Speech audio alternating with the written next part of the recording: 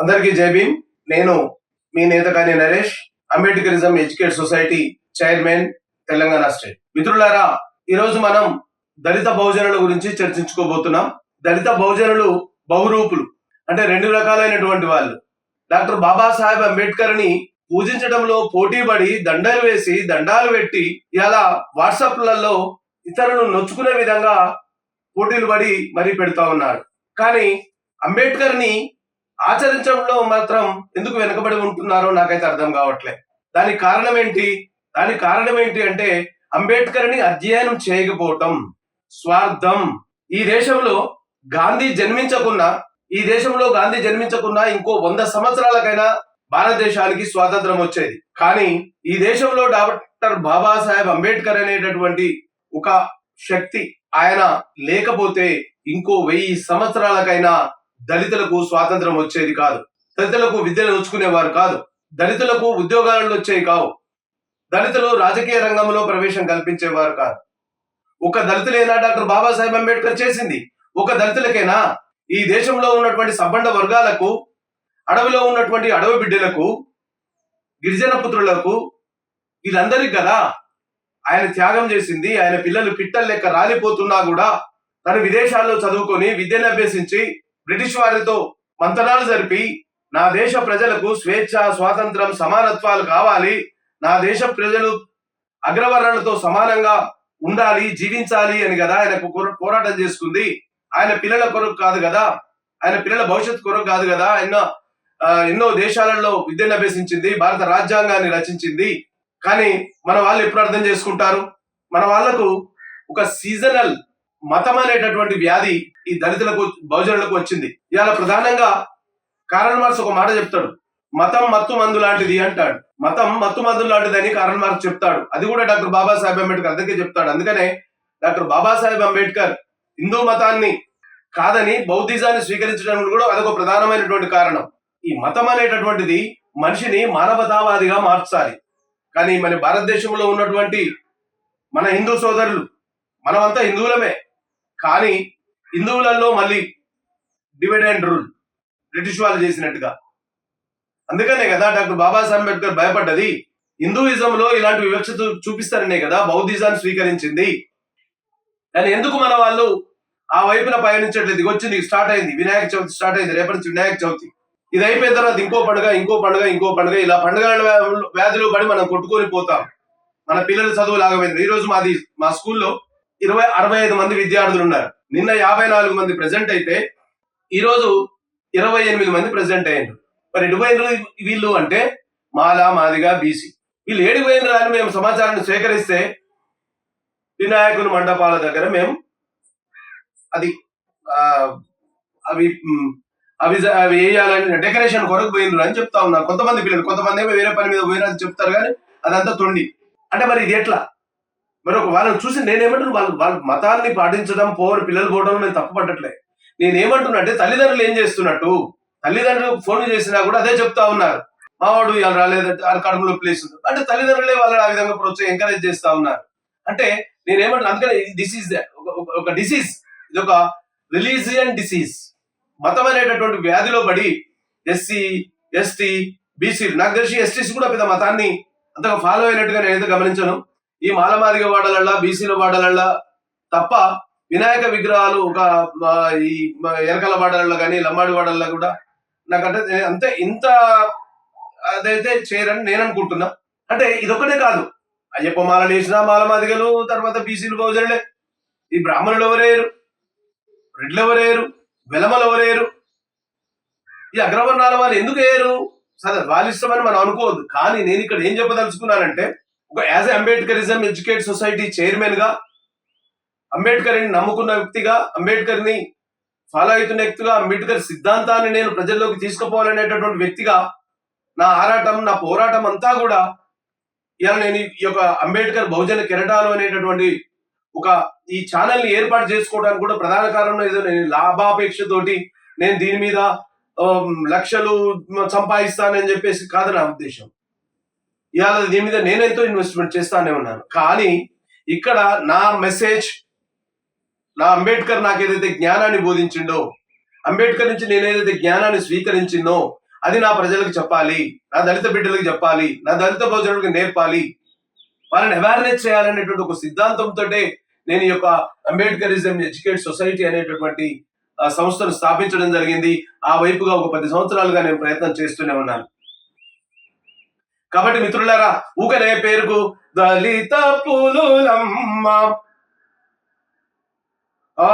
దళిత పులులమ్మ, అరే కారం చెరుడు కలదొక పల్లె, పల్లె పల్లె రామాదిగ పల్లె, అది కాదమ్మా. దళిత పులులమ్మా. ఎక్కడ దళిత పులులం? దళిత బానిసలం, దళిత బానిసలం. గదరన్ అన్నాడు దళిత పులులమ్మ అని. ఏడన్నా గదరన్న? దళిత పుల్లు కాదు, దళిత బానిసలు అయ్యిండ్రు. పార్టీకి ఒకడుగా విడిపోయిండ్రు, పార్టీకి ఒకరుగా విడిపోయినరు, పార్టీకి ఒకరుగా విడిపోయిన తర్వాత దళితులు దత్తుడుగా శత్రుగా విడిపోయినరు, వర్టికలుగా విడిపోయినరు, మాలలుగా మాదిగలుగా ఇలా విడిపోయినరు. అంబేద్కర్ చెప్పింది ఇదేనా? ఇలా అంబేద్కర్ ఒక దళితుల కొరకే చేసిండ్రా? ఒక బహుజనుల కొరకే చేసిండ్రా? ఇవాళ సబ్బండ వర్గాలకు చెందినటువంటి మహిళల గురించి తన పదవినే త్యాగం చేసిండు కదా. ఎవడన్నా ఈ దేశంలో ఎవడన్నా మహిళల గురించి, మహిళా హక్కుల గురించి, హిందూ కోడ్ బిల్, హిందువుల గురించే కదా హిందూ కోడ్ బిల్ పెట్టింది, హిందీలో ఉన్నటువంటి మహిళల గురించే కదా, దళిత స్త్రీల గురించి కాదు కదా అది హక్కులు అడిగింది.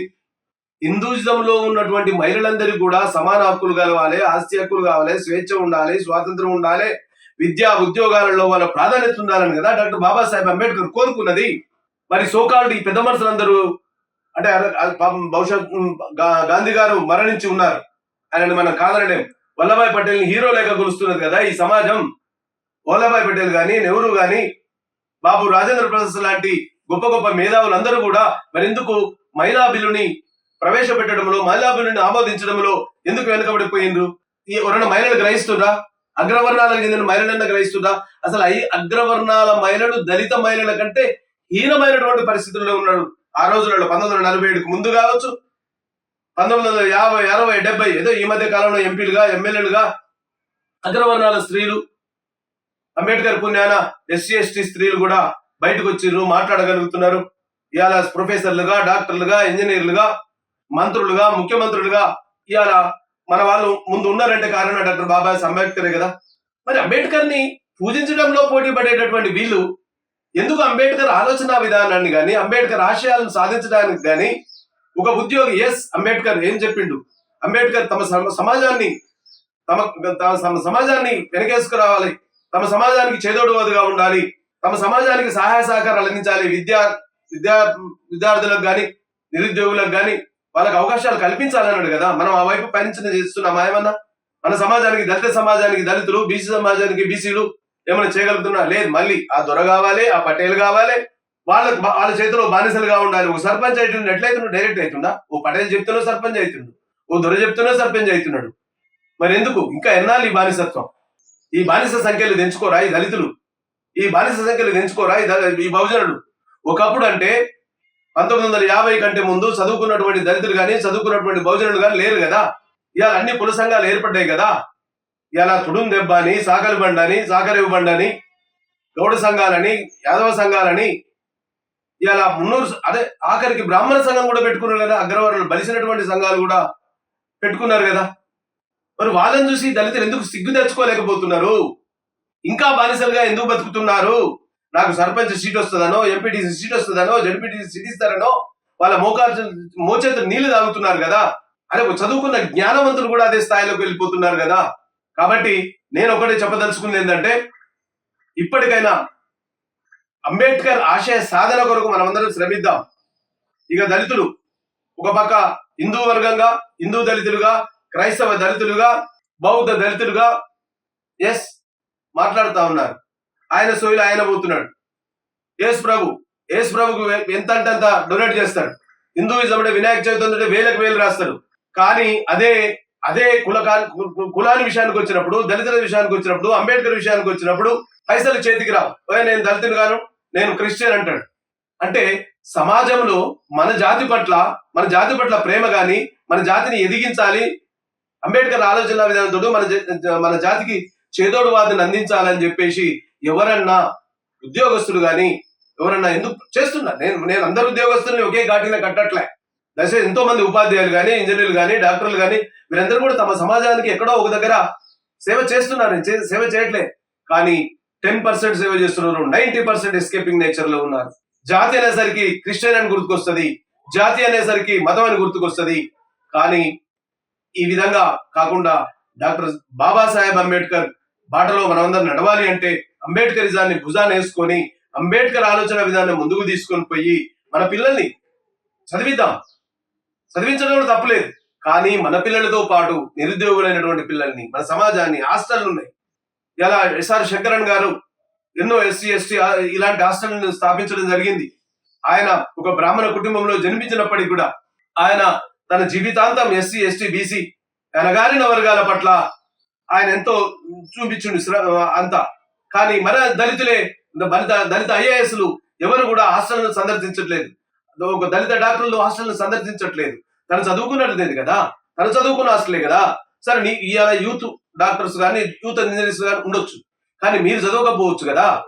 మీ అమ్మానాన్నలు ఆ కాలేజీని చదువుకున్నారు కదా, హాస్టల్ని చదువుకున్నారు కదా. దయచేసి మీ అందరికీ చేతులు జోడించి ఇవాళ ఇంజనీర్లకు, డాక్టర్లకు, ఎంపీలకు, ఎమ్మెల్యేలకు వినమ్రంగా నేను చేతులు జోడించి ఒకటే చెప్పదలుచుకున్నా, ఎవరు ఏ కమ్యూనిటీలో ఉన్నా పర్వాలేదు, ఆ కమ్యూనిటీ, ఆ సమాజం కొరకు మీరు పాటుపడండి. అంబేద్కర్ దృష్టిలో పెట్టుకోండి, వారికి చేతోడు వాదాన్ని అందించండి, హాస్టల్ను సందర్శించండి, మీ బయోగ్రఫీ చెప్పండి, మీ విజయాలను చెప్పండి, నేను డాక్టర్ కావడానికి నేను ఎంత కష్టపడ్డానో చెప్పండి. ఆ విధంగా మన పిల్లల్ని చైతన్యం చేసుకోవాలి. ఎవరో రారు, ఎవరో ఏదో చెయ్యరు. కేవలం మనకు ఉన్నటువంటి సమాజం, ఇంతకు ముందు ఉన్నటువంటి రాజకీయ నాయకులు లేరు, స్వాతంత్రానికి పూర్వం ఉన్నటువంటి రాజకీయ నాయకులందరూ కూడా నిస్వార్థంగా సమాజం కొరం కులాలను పట్టించుకోకుండా, మతాలను పట్టించుకోకుండా బీద బిక్కి బడుగు బలైన వర్గాల అభ్యున్నత కొరకు చేసినటువంటి రెడ్లు ఉన్నారు, వెలవలు ఉన్నారు, ఎంతో మంది ఉన్నారు, మైనారిటీ నాయకులు ఉన్నారు, వీళ్ళందరూ ఉన్నారు. కానీ ఇప్పుడు వచ్చినటువంటి భారతదేశం వచ్చినటువంటి ఒక 20-30 సంవత్సరాల నుంచి పొలిటికల్ రాజకీయ రంగంలో కార్పొరేట్ సంస్కృతి వచ్చింది.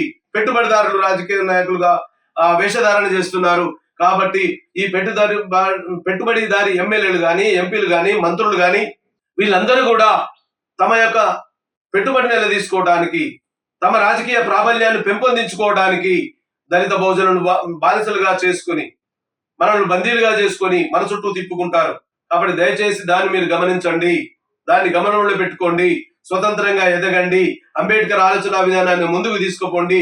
స్వతంత్రంగా మీరు నిలబడితే ఇవాళ పార్టీలకు ఏం కావాలి? ఓట్లు కావాలి. ఎవరు ఎక్కడ గట్టిగా ఉంటారో ఖచ్చితంగా ఆయన నీ వైపు కాదు, నీ వైపు ఆయన వస్తాడు, ఆయన వైపు నువ్వు ఉండడం కాదు. కాబట్టి మనం యూనిటీగా దళితులంతా ఒకటే, బహుజనులంతా ఒకటే అనేటటువంటి యూనిటీ తత్వాన్ని కనుక ఎస్సీ ఎస్టీ బీసీ మైనారిటీలందరూ యునైట్ గా ఉన్నట్లయితే ఖచ్చితంగా దళిత బహుజన రాజ్యం వస్తుంది. అంబేద్కర్ కలలు కన్నటువంటి దళిత బహుజన రాజ్యం వస్తుంది. కాబట్టి మీ అందరూ కూడా ఆ ఆలోచన వైపు పయనించాలని తెలియజేస్తూ మీ అందరికీ మరోసారి జై భీములు తెలియజేస్తూ జై భీమ్.